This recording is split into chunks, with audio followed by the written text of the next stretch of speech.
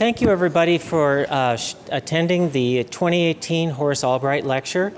My name is Ron Amundsen. I'm a professor of soil science and environmental science policy and management in the College of Natural Resources, and I want to welcome you all this evening. Before we start, I've been asked to make a couple of announcements. First of all, we're asking you to refrain from photographs and videotaping of the event. The college is in the back. We're recording it right now, and it should be up on the college website next week, so you'll have a professionally made version available for you just in a few days. The second thing is, we're going to have a question and answer period after Jonathan's presentation, and there's some cards available to you and pencils. So if you have a question, write your question legibly and pass it along to the end of the aisle, and volunteers will pick them up and assemble them. And then after Jonathan's talk, we'll have time to go through as many of the questions as we can and let him answer those questions. And then finally, I was going to mention that it's time now for all of you, if you haven't done it, please check your cell phone, make sure that it's on the mute button, and then once we're done with that, we can begin to proceed from there. So thank you. All right, well, tonight's Horace Albright Lecture at the College of Natural Resources is a lecture series that's now 50 years strong, and tonight we're continuing in the tradition of honoring Horace Albright's contributions to parks and natural resource management. We're especially honored to have the opportunity to use this lectureship as a series for the public good, fostering a dialogue on critical issues facing our society, a dialogue that's needed now more than ever. The lecture you're about to hear aligns perfectly with the spirit and tradition of the series. The achievements and lifetime work of our speaker this evening are remarkable. Dr. Foley is the Executive Director of the California Academy of Sciences, where he is also the William R. and Gretchen B. Kimball Chair.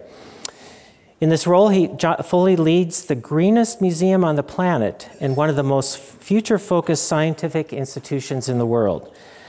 A world-renowned scientist, his work focuses on the sustainability of our planet and the ecosystems and natural resources on which we depend. Throughout his career, Jonathan and his colleagues have contributed to our understanding of worldwide changes in ecosystems, land use, climate change, global food security, and the sustainability of the world's resources. This work has led Foley to become a trusted advisor to governments, environmental groups, foundations, non-governmental organizations, and business leaders around the world. Jonathan joined the California Academy of Sciences in 2014 after spending nearly 2 decades leading interdisciplinary university-based research programs focused on solving global environmental issues.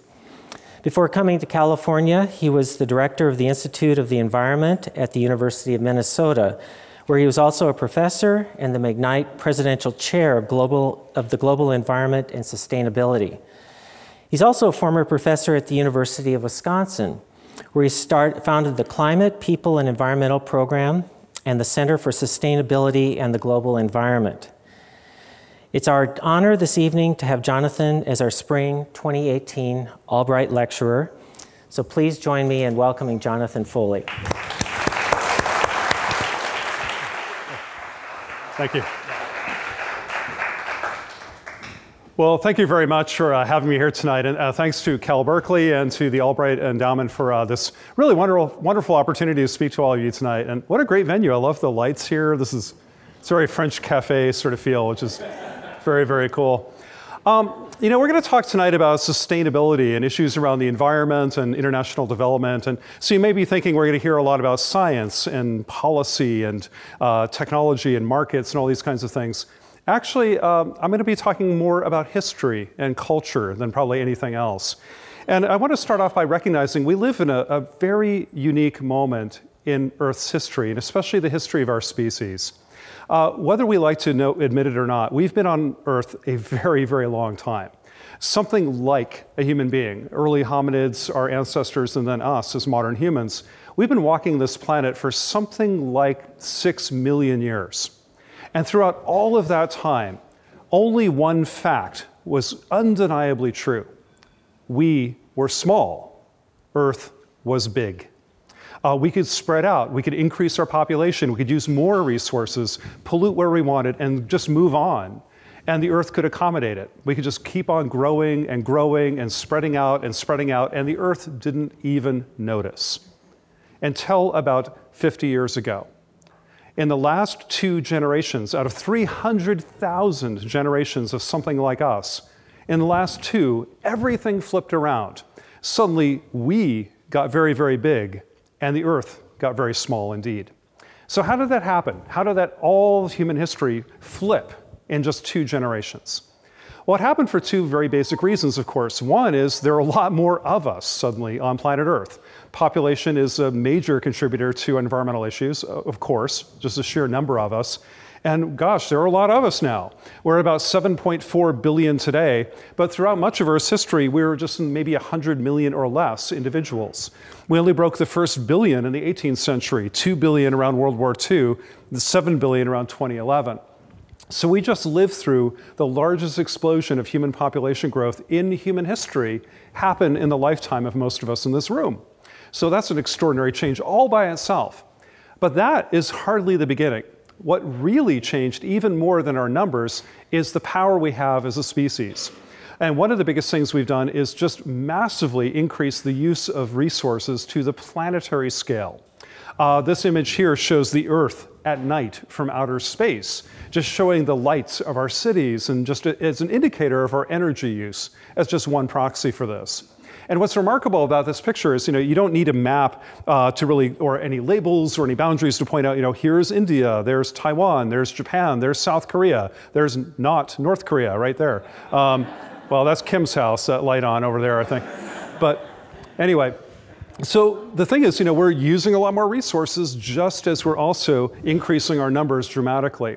So if you think about it, just in the last 50 years or so, we've seen an enormous increase in the human enterprise. Driven by population partly. In the last 50 years, the population of the world more than doubled, just a little bit more than doubled, but the economy grew far, far more. We increased the economy in terms of total inflation-adjusted activity by about 8-fold. So twice as many people doing 8 times more stuff. At the same time, our use of food roughly tripled, our use of water roughly doubled, and our use of fossil-based energy roughly tripled. So that just happened in 50 years. I'm going to turn 50 this year myself, so this is basically my lifetime. And so what's kind of extraordinary is that the last 2 generations, just in 50 years, changed more, not only than any other period in history, it changed more than history itself. So we just lived through, what basically is an inflection point in the history of our species, not only of our civilization. And so, everything has changed. Even the way we change has changed right now. Now, of course, this is very scary stuff if you think about it through the lens of natural resources, the environment, and sustaining our world. We're much more populous, and we're using far more resources than any humans before us. So clearly, this is going to be degrading our planet in terms of key natural resources, key environmental systems. And it's going to be putting a big burden on future generations that need to sustain it themselves with the environment and natural resources. So that's clearly a problem. Let me just illustrate a few of them. This audience probably doesn't need reminding, but let's remember that we're changing a planet's worth of resources, not just our backyard anymore, but at a global scale. So this is a picture of deforestation occurring in Indonesia, clearing large areas of virgin rainforest, in this case for palm oil plantations, to ship palm oil all over the planet. So that's kind of a local environmental phenomenon, but it's showing up all over the world. This map, developed by my former lab group at Minnesota, actually, shows the footprint just of food on our planet. The green areas are where we grow crops, kind of our plant-based diet occurs in the green areas. The tan-colored areas are where we grow our animals, mainly cattle, but also sheep and goats and other critters that we like to eat. And that is the meat part of our diet. Together, that is about 38% of all the land on Earth has been cleared for just one thing, food. And if we add forestry, mining, cities, and other things on top of it, we've massively changed the surface of our planet, primarily for food, but also for other things. So we've changed a planet's worth of land just to sustain our current civilization. But what about water? another thing that we've changed as well. This is a picture showing iceberg lettuce being grown in the deserts of Arizona, just outside of Phoenix. This uses the Colorado River, mining the Colorado, which no longer even flows to the ocean, to irrigate the deserts of the US to grow basically a luxury crop.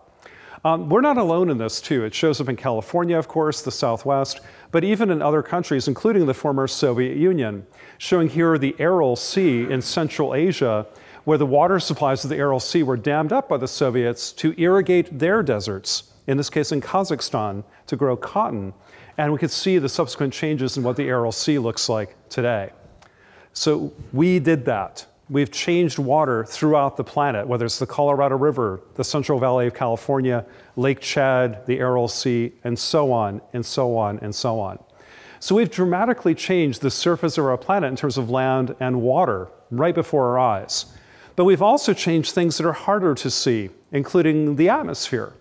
And I think the reason we have such a hard time understanding this is because, when we think about our sky, the atmosphere, we think of it as being infinite, the things above our heads. I mean, our oldest stories talk about that the gods lived up in the sky.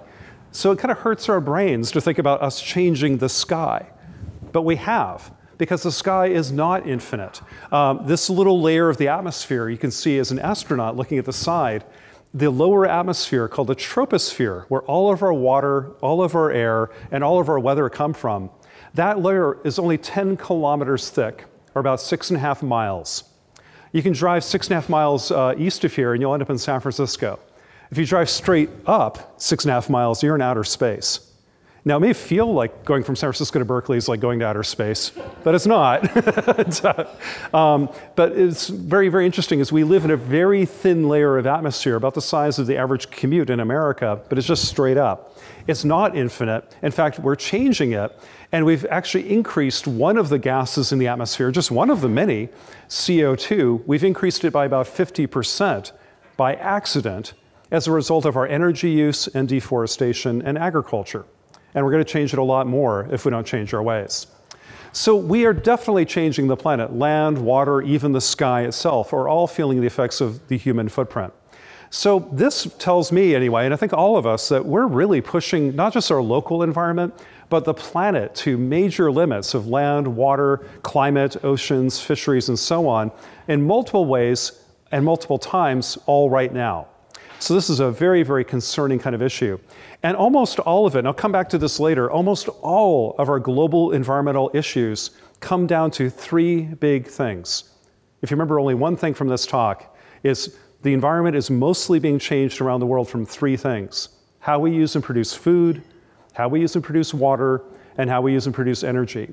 That's about 80% of our biggest environmental issues come from just those three things. If we focus on those, we can solve a lot of our biggest challenges. So we have huge issues from food, water, and energy, and it's an incredible challenge to wrap your head around this. Now, as an environmental scientist, I'm supposed to talk about this, right? And it's kind of scary. It's a little bit of doom and gloom. It sounds pretty frightening. And I realized a few years ago, I don't get invited to parties anymore. I finally figured out why. Because I forgot to mention the other side of the story. While we're having these kind of big environmental issues, which are serious and they're a big challenge, at the same time the bad stuff is happening, a lot of really good stuff is too. And we have to remind ourselves of this. There are many good things happening at the same time, which is very, very interesting. For people alive today, at least, maybe in the future it'll be different, but today, we're living the best lives any humans have ever lived on this planet, period. Let me show you how. We've seen incredible changes in just the last same 50 years. For example, life expectancies went from 50 on average around the world to over 70. Families are getting much smaller. Families used to have over 5 children per woman, now are below 2.5. So we're living longer lives with much smaller families. We are going through the so-called demographic transition all over the world, and that's very good news. We're also far more literate. In 1965, about 50% of the world could read and write at a basic level. Today, it's 85% and growing rapidly. Interestingly, in the early 20th century, it was about 15%. Through most of human history, about 10% of the world was literate. Pretty soon, it'll be 90%. That's good news. We're more urban. I don't know if that's good or bad, but we are living in more cities today. Over half of the world population, for the first time, lives in an urban area. We're also far more mobile in terms of getting around and traveling around the world. And obviously, we're far more connected. I didn't even bother putting this up. We have infinitely more cell phones than we did 50 years ago, it turns out. Just do the math. And if you believe his Steven Pinker, whose interesting book called Enlightenment Now just came out, and others, like The Better Dangers of Our Nature and others, he points out that we live now in a time with less violence and warfare than any other time in human history. So that's pretty amazing. We need to step back and remember some good things are happening. We're living longer, safer, better, and healthier lives in a safer, more connected, and smarter world than ever. So that's the good news. So that's kind of the paradox of our time, isn't it? There's some good things and some bad things. So we have a time where, is it a planetary crisis or is it a moment of opportunity? People ask me this all the time, and this is my answer. It's like, well, which one will it be? The answer is going to be, that's up to you. Which one do you want? Because right now, this moment in history, we still get to decide which world we will build. Is it the Mad Max movie or the Star Trek movie? Well, we still have a little bit of time to decide that, but we have to make a choice. So we get to decide what future we have, at least for a little bit longer, if we don't lose this opportunity. There's a window of time right now where we could seize this opportunity and build the future we want. And that's what I want to talk to you about this evening, how we might be able to do that. But to build a better future, we have to change our ways. Throughout, again, that 6 million years of human evolution and 10,000 years of our civilizations, we did things one way. We got more resources, extracted them, created waste, throw them away, had more babies, and moved on. We could pillage, pollute, and war and just keep on going because the Earth was infinite. We never ran out of Earth. But suddenly, again, just in 2 generations, now we're running out of planet. We can't put anything away anymore because there isn't an away. Pollution is now affecting the globe. We're running out of resources at the global level. Warfare and violence are now global problems. So the old ways of doing things that worked for 6 million years don't work anymore. So we have to totally change our approach and try something new and reboot civilization completely. We call part of that answer sustainability. How many people have heard that word? I imagine everybody in this audience? Okay. I hate this word with a passion you cannot even imagine, okay? It is the worst word in the world to talk about what we're trying to talk about. I mean, if somebody were to ask you, like, hey, how's your relationship? And you say, it's sustainable. You'd be like, wow, that sucks, man. I'm so sorry. That's really awful, you know? Like, that's terrible, you know? Like, nobody wants to be sustainable. That's like the worst word in the world. And we had to make it up. You know, it's kind of weird. There's no word in ancient Greek or Latin or a lot of the Western language roots for, hey, how about we live good lives without destroying the planet? We never had a word for this. We had to make it up. In German, the word for sustainability is Nachhaltigkeit. I can't pronounce it correctly. But the best English language translation is pasteurize. So in German, we say, well, let us boil it so it doesn't go bad. We use sustainability. I'm like, what the hell? So we clearly need a better word. What I would say, but I can't find one word to do it, is like, here's what I want. I want people and nature to thrive together. We ought to be able to have both. And couldn't we do it today and keep doing it tomorrow? That's kind of what I want. You know, so that's my redefinition of sustainability. But we need a better word. So if you can think of one, let us know. But in the meantime, we're going to try to build that sustainable future, but we've got to find the solutions to get us there. It's fine to talk about the problems, but how are we really going to do it? How do we roll up our sleeves and get the solutions we need to a better future, and also the leadership we need to guide us? And that's something I'm going to talk about a lot tonight too, is leadership. Because we desperately need leadership to help us envision together a better world and to get us there. And we've had great leadership in the past. We've had leaders who try to challenge us around a new dream for who we could be, the best of who we are. And it was a challenge. It wasn't meant to be comfortable. It was leadership by saying we could be better than who we are today. And maybe we could have that. Or leaders who said, I have a vision of this country and of the world where we all contribute to it and make a better world. And we've had leaders who've inspired us this way, asking not what the country can do for you, but what you can do for your country. So we've had leadership that tried to challenge us through a dream and through a better vision in the past, but today, unfortunately, our leadership seems to be obsessed with creating a fragmented nightmare instead of a common vision, a common dream. We have this today. And I don't care which one you voted for, the system we have today is decidedly trying to fragment us. We have political and media leaders today who are deliberately trying to instill fear and deliberately trying to divide us for their own benefit, for money, for ratings, for votes, but not for us.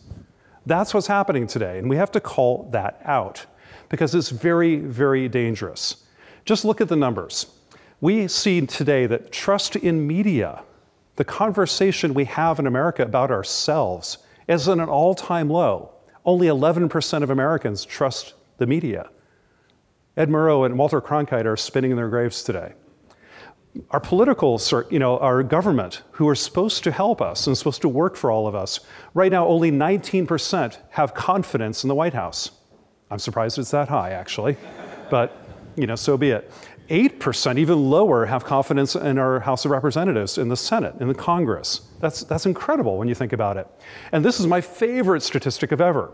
80% of Americans, the vast majority of all of us, are unified in our common belief that we're more divided than ever. Like, what the hell? And what's interesting is these numbers are unlike anything we've seen in like a century. If we go back through polling data, even during the Depression, even during World War II, Korea, Vietnam, and so on, we've never been this freaked out until now. We're really freaked out right now. Levels of anxiety, fear, and division are higher than ever.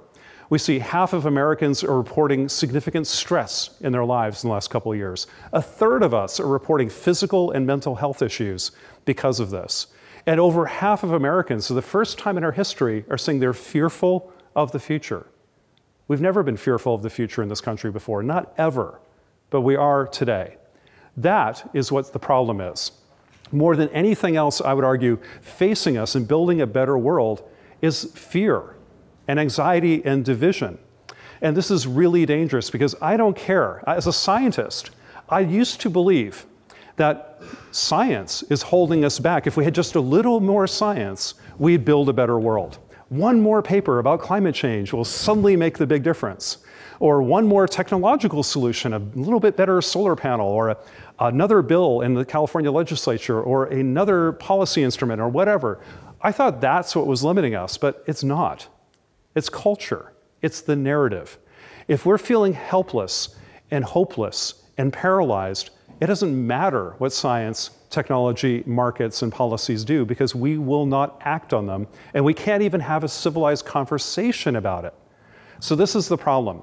The most limiting thing to getting to a better world isn't science, or markets, or policy, or technology. Those are important. We need them. But the thing that's actually getting in our way right now is the national dialogue. It's the narrative. It's the culture. It's what's paralyzing us with fear. That's what we have to solve. So I've suddenly realized I'm no longer in the science business. I'm in the culture business. And what we need now, more than anything, is kind of a beacon to help people find that there are solutions and that there is hope for a better world. And if we could just hold on to that, maybe, just maybe, we can pull it off. But we need solutions and we need hope. So that's the genesis of this project I want to tell you about tonight. This thing we launched in January over at the Cal Academy, but now it's being taken nationally. Something called Planet Vision, and even the world, Solutions for a Better Future. What is this about? It starts with this idea that we can build a better future. It is still possible. We aren't giving up yet. But it's only possible to build a better future if we can envision one together. If we allow ourselves to be divided, if fear by anxiety and political persuasion, if we allow ourselves to be divided like that, we will never, ever pull it off.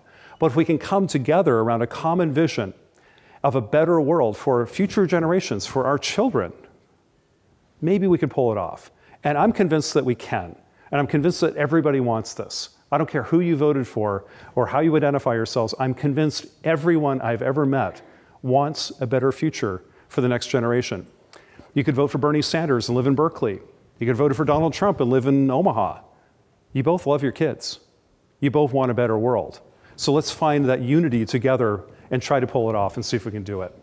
But to do that, we can't rely on the old institutions because they've utterly failed us, whether it's media or politics. You can't trust them anymore. So we need new messages, but most importantly, we may need new messengers to step up and lead us in the 21st century.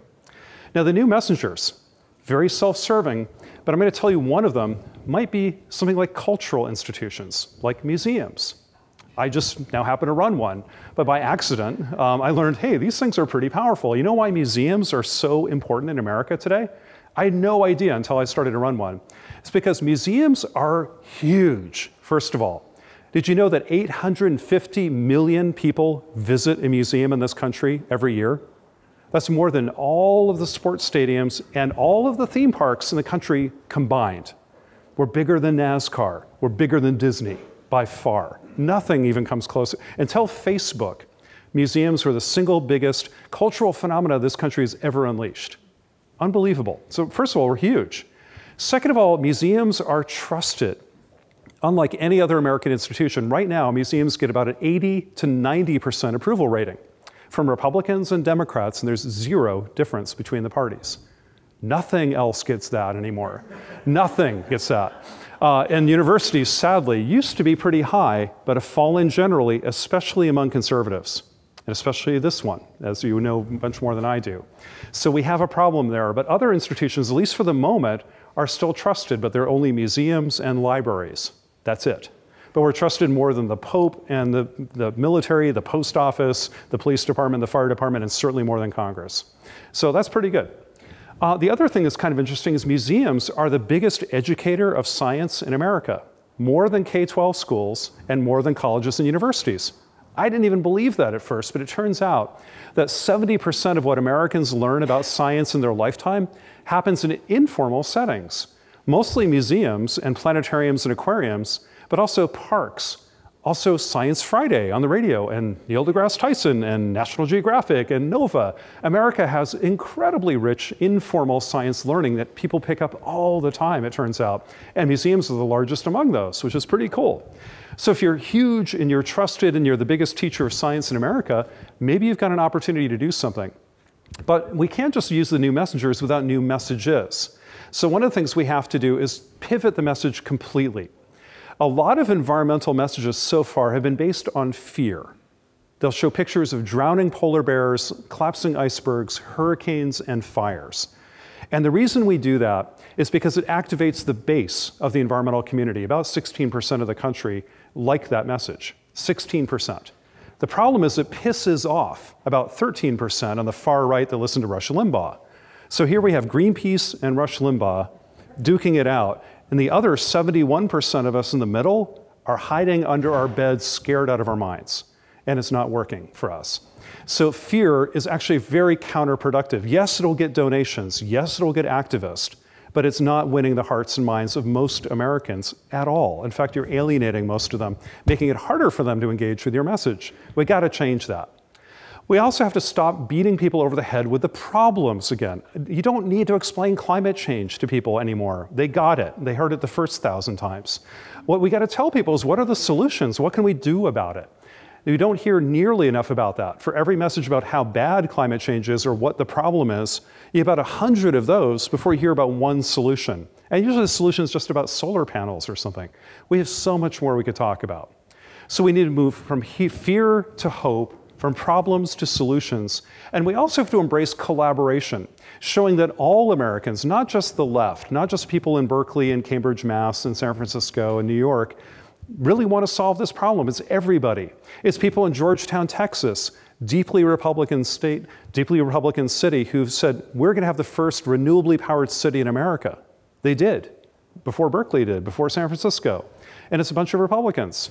We can collaborate, especially when we talk about solutions, and especially when we don't point fingers at each other. So we move from fear to hope, from problem to solutions, and from conflict to collaboration. You win over the vast majority of audiences. And we've been testing that at our museum for about a year or two now, and finding we can talk to anybody, rural, urban, red, blue, Hillary, Donald Trump, whatever, it doesn't matter. Everybody likes hope, everybody likes solutions, and everybody wants to collaborate. And we get that middle 70% or so very, very easily because we change the message and we're a trusted messenger. But then comes the science. We're going to make sure whatever we say is grounded in good science. We're here at Berkeley, a home of innovation and science in the nation. And we're pointing out what I mentioned earlier, that most of our environmental problems come from three things: food, water, and energy. That's kind of a revelation for most folks. And we're talking about solutions to food, water, and energy. And we kept it pretty simple. Actually, before coming to the Cal Academy, I worked with a number of people that tried to figure out how we can talk about the food system, saying, here are the problems in the food system today. Food security, feeding the world in the future, making ag sustainable. But here are some of the big solutions, dealing with deforestation, improving yields, especially in smallholders with appropriate technologies, increasing efficiency, changing diets and biofuel policy, and reducing food waste. The solutions are out there, and we know how to implement them. We can show how they can be implemented partly in our homes and communities, partly through our businesses, partly through NGOs, and partly through policymakers and governments. So we created what we call a solutions matrix that shows here's where I can help, this is where the UN can help, and that's where a big corporation can help, and so on and so on. So we created a set of solutions that could be offered up at the level of individuals to communities, businesses, and policymakers all around the world around food. Then we did it again around water, and we did it again around energy. I won't bore you with the details of this, but it's showing what can be done and by whom, all around the world, offering great positive messages that are backed up by the best science. For a museum audience, though, we're not always, we're not talking to policymakers or business leaders every day. They pop in and wander through, Gavin Newsom comes by, that kind of thing. But mostly we're talking to regular folks. So we're trying to translate that kind of high-level stuff into the personal. So from global food to your food, from global water to your water, from global energy to your use of energy. And I'll just show you one example of that. We want to just give them no more than 3 things to say, here's how you can help build a better world by thinking about food a little differently.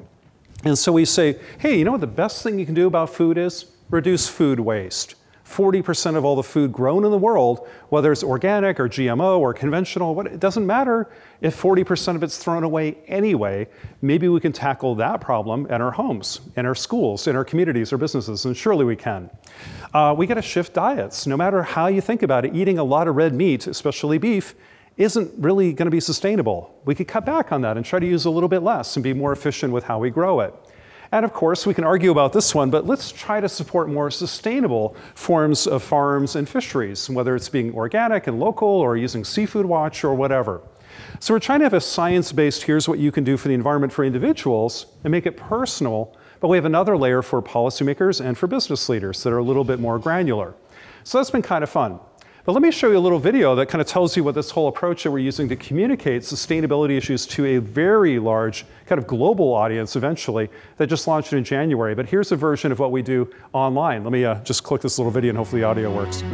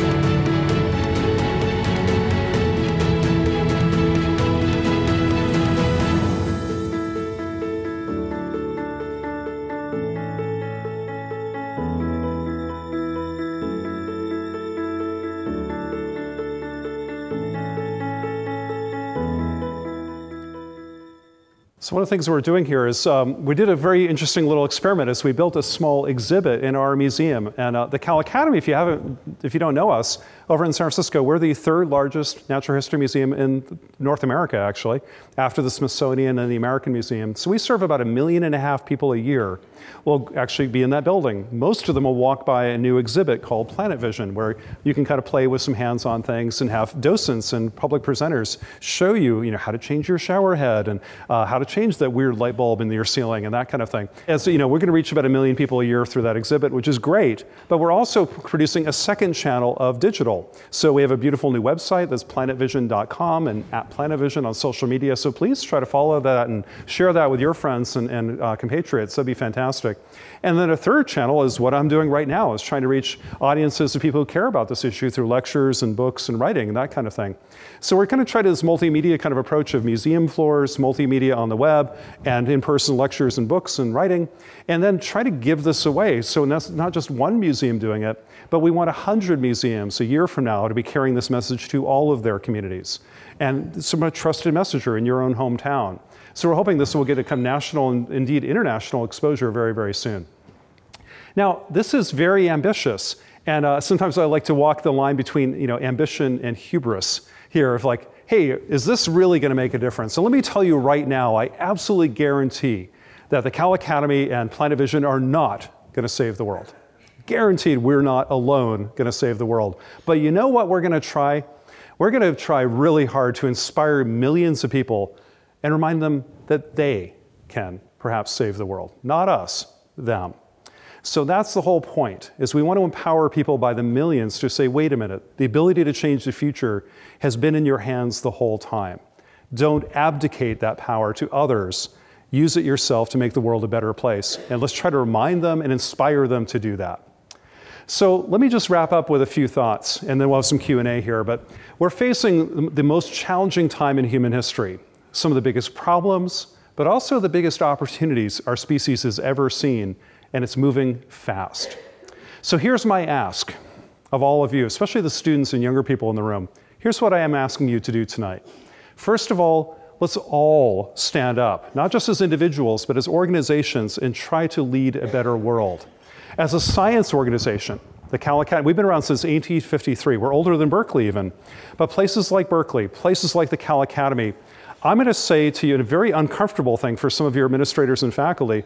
It's no longer enough to do just good science. It's not enough to observe the world. We have a job today, and it's to serve the world. Don't just do good science. Make sure your science does good, because this moment in history needs it desperately. And I think it's immoral not to, especially in this moment in history. The other thing I'll ask you to do is not just stand up, but to do so with hope. Hope isn't the same thing as optimism. Optimism is easy. It's a cop-out. Somehow the world will get better. An invisible hand will take care of it, whether it's markets or technology. Somebody else will make the world better. Hope is a verb. It means to get to work, roll up your sleeves, put everything on the line, and dare to make the world better. You may not succeed, but you're not going to give up without a fight. So dare to hope. And I want to just read you this one quote, especially the students in the room. Barbara Kingsolver, this beautiful American writer, wrote this once. She once said, "Here's what I've decided. The very least you can do in your life is figure out what you hope for." What I want is so simple, I almost can't say it. Elementary kindness, enough to eat, enough to go around, and the possibility that kids might one day grow up to be neither the destroyers nor the destroyed. That's about it. So I want you to hope. And finally, and I'm going to just leave you with this thought, is let's all make our choice. Robert Anton Wilson once said, "The future is up for grabs." He reminds us that it belongs to any and all of us who will take the risk and accept the responsibility of consciously creating the future we want. A future by design, not a future by somebody else's default. That's what I want to ask you all to do, is make your choice. Do you want the world that is, the world you see on Twitter and cable TV today? Or do you want something better, the world that we all know should be? Or do you want the people we are, that are complacently consuming media, letting others make decisions for us? Or are you going to step up and be bold and be the people we could be? That's the choice we need to make. But the problem is we only have a short amount of time to make it. You only get one shot at this choice, and you better make it today. So what are you going to choose? With that, I just want to say thank you and have some conversation. And thank you very much for having me here tonight. Really appreciate it. Thank you.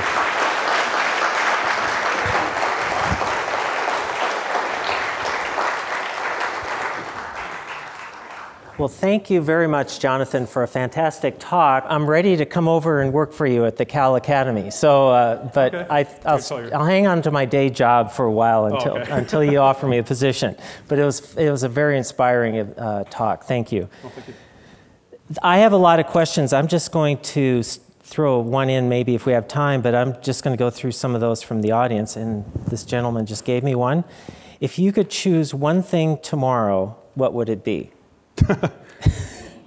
Change one thing. Oh, okay. Yes. Oh, sorry. Do you have a lamp I'm supposed to brush or something now? Well, I think it's reiterating a little bit of what I said in my talk, but if I could, give the world one gift or make one change in the way we think about things, it's to change the American zeitgeist to one of hope and possibility. I grew up in a country that believed in the old American dream, that if we work hard, try to do something right, and speak the truth, that the future would be better. And we seem to have lost that as a nation. We lost that. Maybe that's motherhood and apple pie and a bad memory on my part. But I'd like to believe we can be more than who we are. And so that alone is what I would choose for, is a possibility of hope and of we can build a better future. Because if we don't believe that, I don't really care what Elon Musk comes up with or what the latest technology is, because we probably won't use it, and we'll just sit around arguing on cable TV about it instead of solving the problem. So to me, that's the biggest gift I would want to give, although it has to be careful. The gift of hope was part of Pandora's box, as you may remember. It's a gift, but there's also a curse. We have to use hope wisely. But that's the gift I would try to give the world. Somebody asks, you didn't discuss the racialization of environmental issues. I'm interested in your thoughts on this. Yeah, I don't know what the questioner is referring to exactly, but it's very clear that I'm extrapolating from that comment of racialization that the American environmental movement, the traditional environmental movement, is extraordinarily white, older, and middle class or wealthy. So it's, and look around this room too, it's, doesn't really represent all of us as well as it might. And we have to do better, clearly. And one thing that I'm, again, not trying to plug, but here is a middle-aged white guy, pretty disingenuous for me to do that, but cultural institutions like science museums are a good convening place of that. The Cal Academy, for example, our attendance reflects the population of the Bay Area almost exactly in terms of racial and economic makeup, which is really pretty nice. Universities don't yet, but some of our institutions are trying a little bit more. But I think we have to repivot environmental groups to be about solutions that work in your community. Like, what does this mean for other issues like justice, jobs, economic empowerment, cleaning up neighborhoods, health, security? It isn't just about, saving the polar bears somewhere far away that you'll never see. It's got to be about, our neighborhoods and our kids and our schools. And so I think if the environmental movement moved to being a society movement of saying, hey, it's about improving our lives, not just protecting something beautiful in a park far away, they might bring more people on board, and I think we have to do that. But I think the environmental movement needs a massive remake in terms of its kind of messaging and marketing of who they are and its identity, because it's not working as well as it could be. It's great, but the problems are still bigger, and there are a lot of people who don't feel like they're part of that crowd, and we need to open the tent. Clearly some more work to do there, absolutely. This is an interesting question, kind of a little bit two-parted, but can you share a few solutions you've implemented in your personal and professional life around food, water, and energy? And then the person adds, I've grown up with people telling me that I can change the world, but never about how they are doing it. Can you address that? Absolutely. Thanks for putting me on the spot, actually. That's really cool. You should do that everywhere you go, honestly. Do that. Because if you aren't accountable at all, then who are you? So yeah, I'll address this in two parts. So personally, I could be better. But I started off my academic career as a climate scientist, and to my horror, in the late 90s, I did my first carbon footprint calculation. And not only was I an American, so one of the worst in the world, I was even worse than that because I was a climate scientist flying all over the world in jet-powered airplanes, going to conferences on climate change, making me one of the biggest polluters on the planet. So that was pretty bad and kind of shocking. So I vowed at that time to cut my personal carbon footprint to at least 50% of the average Americans at home, and then to eliminate the other 50% that's left from carbon offsets, imperfect as they are, like planting trees, putting renewable energy projects in the community, and so on. So I've done that every year since the mid-90s. And what's nice is when I cut my American footprint down in half, I was like, wow, I cut my carbon footprint in half at home. I was like the average German. Seriously, it's like, that was easy. The other half is hard. But it was like getting a more efficient car, insulating my house, tuning, it was all low-hanging fruit that saved me money instantly. The harder stuff was then like, getting renewable energy and stuff like that at home. I've continued to do that, and I'm at about 25%. Also just moving to the Bay Area from Minnesota helped a lot. So I don't have to heat my house as much, and also I'm on the PG&E grid. Other people are on different kind of electrical grids. PG&E, full disclosure, they do fund the academy, so I'm not adverting for them. But they have the cleanest carbon emissions of any large commercial utility in the nation. It's about a third of what it would be in the Midwest, because we burn no coal in California, and most of the power is renewable, with a little bit of natural gas and some nuclear that we're going to be phasing out. So California is already leading the nation. So these things are really important to keep track of. I'm not yet a vegetarian, but I eat very little meat, and what I try to eat is small, and I don't waste any. Food waste is far more important than anything else. And on water, I'm still working on that. Shower heads, toilets, that's easy, but I've got a few things. Mostly it's landscaping. At the Cal Academy, where I work, we do a lot of things. One, we have the greenest museum on Earth. Our building was the first in the world to get a double LEED Platinum status. We are also the only museum on Earth, and also, I'll point out, that'll be rude to point out that UC Berkeley hasn't done this yet, so I won't point this out. But we're the first museum in the world to divest from fossil fuels, the only one. We're the only museum in the world that, yeah, it was easy. Don't let institutions tell you it's hard. It's not. You just do this, and you're done. It's actually fairly straightforward. The other thing we've done is we're the first museum in the world to say we will abide by and exceed the Paris Accords on climate change. But I believe the Cal has done that already, which is pretty cool. Another thing we do for employees is we give incentives. Everybody can get up to 2 extra days of vacation if they commute to work sustainably, not using a fossil vehicle. That's pretty cool. We actually walk the walk. One last example is we've helped eliminate a lot of food waste in our cafeterias by rethinking portion sizes and so on and so on and so on. But also, some of the food waste from humans in the cafe of our museum floor becomes food for the animals in the aquarium. It's actually an aquarium staffer who realized, hey, what do you guys do with your rotten vegetables or fruit that goes bad? In the human cafeteria, which serves over 1 million meals a year, they said, hey, give it to us. If you have a bruised banana or an apple that's gone bad, our fish like that. Or if you have an apple with a worm in it, that's a bonus to a fish. Give it to us. So we're actually redirecting. We're the first major aquarium in the country, probably the world, to do that as well. So we're trying to implement everything we can, but we've got a long ways to go. But we're, except for the natural gas in our cafe to power up the cook stoves, everything else is renewably powered. We've eliminated a lot of food waste, and we run perhaps the most sustainable museum in the world. Now we'd like to figure out how to make it even better. So whoever asks that question, keep on asking that question wherever you go, wherever you work, and keep pressing on this, because that's where change happens, is one by one. Well, this is about one of those really tricky problems, communication. Okay. The question is, have the Koch brothers seen the planet vision? And if so, what would be their reaction? I guess, what would you tell people who are not persuaded by this message? You know what, we're finding that they are persuaded by that message. Because we're not, what they're not persuaded by, and there's some folks in this audience who know more about this than I do, but what I've learned from a lot of experts on environmental communication issues is that, again, the traditional environmental messengers, Al Gore, Leonardo DiCaprio, NPR, stuff like that, a lot of people don't want to listen to that anymore. And the use of fear, like showing collapsing icebergs, drowning polar bears, fires and hurricanes, that kind of stuff, that's just freaking out people too much. And so it's very easy for others who maybe have a different interest, like a Koch brother, for example, or somebody else, to kind of ridicule that and make fun of it and dismiss it in the larger zeitgeist. But if you tell people, like, I don't want to talk to you about climate change, I want to talk about how making your community better. I'm trying to help you save money. I'm trying to help you become healthier, that your children will be better off. And it's not about Al Gore. It's not about a polar bear. It's about your town. It's about your business. It's about your neighborhood. I haven't met anybody yet who says, I want my kids to suffer, I want my neighborhood to suck, and I want my business to lose money. I've never met that person. So I think if you get the right messenger, we kind of get in, and it's very immune to kind of counter-propaganda, which is what, unfortunately, the environmental movement has set themselves up perfectly to be ridiculed by talk radio and others who want to ridicule them. It's like almost like they were painting a big target on their butts, and they have.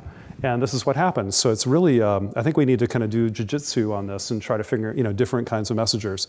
And also just don't assume like all Republicans are anti-environment. They're not.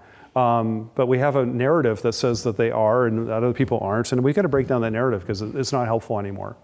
So we'll see. But I don't know what they think of Planet Vision. Maybe they're watching it. We'll see. But that's when the Russian bots will come after us, I'm sure. So we'll know when we've won. Yeah.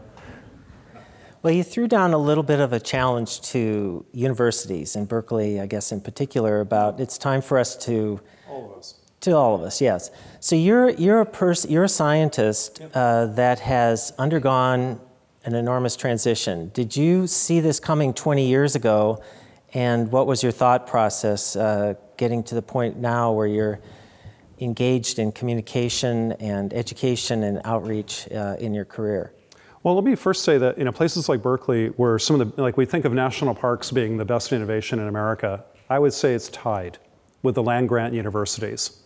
Places like Berkeley, Davis, Minnesota, Wisconsin, places I've worked in the past, were all founded because of something called the Morrill Act, which is in 1862, during the height of the Civil War, that President Lincoln establishes the land-grant university systems of America, intended to improve society, intended for scholarship and education to give back to all Americans in rural areas and in cities to make our lives better.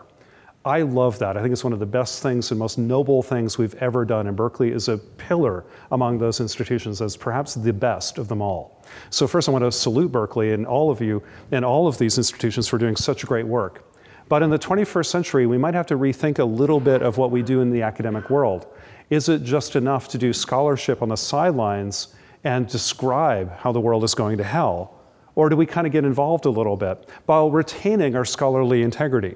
You can't be seen as picking sides, but can you at least engage in the discourse? Can we get out of the ivory tower and into our towns and communities a little bit and say, hey, I am a scientist, I'm going to speak to the data, to the evidence and the facts. I'm not interjecting my personal political views or emotion into this, but I am engaged. I'm in the room, and why aren't we? Every other profession does this. You never see economists saying, oh, we shouldn't talk to policymakers. Or you don't see marketing people, you don't see doctors, you don't see lawyers saying, no, we shouldn't be part of the civil discourse. Of course they are. So where are the scientists? It's time for us to step up because we're needed. We're badly, badly needed. It is not an abdication of professional responsibility to engage in the larger world. In fact, it is your professional responsibility to do so, I believe, especially at a place like a very proud place like Berkeley, and especially in a college like this, where you have such a beautiful tradition of doing that so well. So I think this part of Berkeley does it incredibly well, but I think we got to get our colleagues to do just a tad more while still preserving the integrity of our data, of the scientific process, and letting the evidence speak for us, not our emotions, not our politics, but evidence, and try to share that with the larger world, because gosh, we really need it. So I think science at its best is shared. I think it's a social construct. I think it's something we do together, and why not try to use it to make the world better? And for me, it's really fun to kind of get into the communication side of things, because when I don't know about you, but I'll tell like the students here, as you go through your career, the best thing you can do is to embrace your inner 12-year-old. I do it every day. I get to work in a bloody museum. If I have a bad day, I get to look at the fish and hang out with sharks. So this is cool. I get to go to a planetarium. I mean, my inner 12-year-old loves what I'm doing because I'm reminded of the joy and wonder of science, but also the inspiration about how it can help us paint the picture of a better world. And I remember my heroes as a kid, like Carl Sagan, Gene Roddenberry, and others who taught us that science and a vision of a better world might just help us get there. And maybe we just need to embrace that a little bit more. Science is beautiful. It's amazing, and it can make the world better. So why don't we let it? Why don't we talk about it that way a little bit and embrace that? Well, this question kind of follows on that a little bit. Are museums in danger of losing trust? For example, the Metropolitan is under fire for taking large donations from the Sackler family. And then in terms of what you're proposing, Jonathan, the planet vision, it sort of also can possibly ruffle feathers and cause disruption that might impact the credibility of your organization. Yeah, that's definitely an issue. Like, we have a lot of trust capital, but it could fall if we deploy it poorly, if we don't steward that resource, if you will. We want trust to be sustainable as well, and not blow it all in 5 years. So we have to rebuild our trust and stand up for what we believe. And I think people trust institutions that stand up for what they believe, even if they don't agree with them, even if they are, as long as they're transparent and honorable, and that they listen. So we are, again, like the first museum to divest from fossil fuels. We're the only museum in the nation that won't take money from oil companies. There are a number of them that would love to give us money. We won't take it. So we do those things, and sometimes that pisses off a few people. We've lost a few donors over that. But you know what? I've met with every single one of them, and they all believe that we are being honorable and transparent, and can agree to disagree on this. And that's okay. There are other museums I won't name, but who've, I think, chased donors more than integrity. Having certain individuals who really aren't about supporting science. In fact, people who've deliberately undermined science as part of their agenda, they have no business being a trustee of a museum, not a science museum, and they never will be under my watch at our institution, period. So I think people need to stand up for what's right, and at the end of the day, what else is there? So be honorable, and the people you want to support you will. The others, they don't matter. Well, I'm trying to put this question in a little different framework, but the question is, what about the pursuit of happiness, which at the time of Jefferson had the connotation of public harmony? It seems like we're in a serious discourse problem, as you pointed out in your talk today, that gets to a fundamental American concept. Yeah, I don't know what the questioner is referring to in a historical literary context or something, but I guess I'll twist the question to suit my particular views on this, so why not? I get the point of happiness. One of the things that places like the Academy does, but also great institutions like Berkeley and others who do, is it reconnects you to the beauty of the world around you. It challenges you to think about something bigger than yourself, something beautiful, something awe-inspiring, something truly audacious. And so whether it's you're walking along a beach and you see whales playing off the coast, or the first night you go camping and see the riot of the Milky Way dancing over your heads, or seeing under the microscope the dance of life occurring even within a pond, a drop of pond water. All of that is inspiring and beautiful. And I think our ancestors kind of knew that better than we do. One of the things, and Jefferson was quite a student of this himself, though maybe in a different way, our connection to the natural world has really eroded in the last generation or two, and we need to bring it back. And what's funny is, even though our grandparents knew it instinctively, scientists today show that when we spend more time in the natural world, like at a beach or in a forest, suddenly our neurophysiology changes. We have different serotonin levels, our blood pressure goes down, anxiety goes down, our cognitive function increases, blood pressure decreases. It's good for us. So why don't we do it? So maybe we need to kind of reconnect to what makes us happy, what makes us in awe, and I think the power of reverence, not in necessarily a religious sense, but reverence to the world around us, whether it's through art, music, nature, or a spiritual belief, is really powerful, and it rewires our brains, and I think in very profound and really meaningful ways, and maybe we should embrace that a little bit. Maybe it's just because I moved to California or something. I don't know. It sounds kind of touchy-feely, but I honestly believe that because I see it every day. And we see it even in purely scientific studies, even though I think it's something that a lot of us have known all our lives. So perhaps that's what we need to do, is embrace that kind of happiness, but also reverence and awe. And that might kind of force ourselves to think and to remind ourselves we're participating in a very large unfolding drama that's happening on this planet. We're just a tiny part of it. And it's, isn't it our job to steward that drama to the next generation so they have a chance to play? And maybe that's part of what that's all about. Jonathan, thank you so much for a wonderful presentation. And thank you all for attending, and have a good evening. Great. Well, thank you for being here tonight. Thank you. Thanks.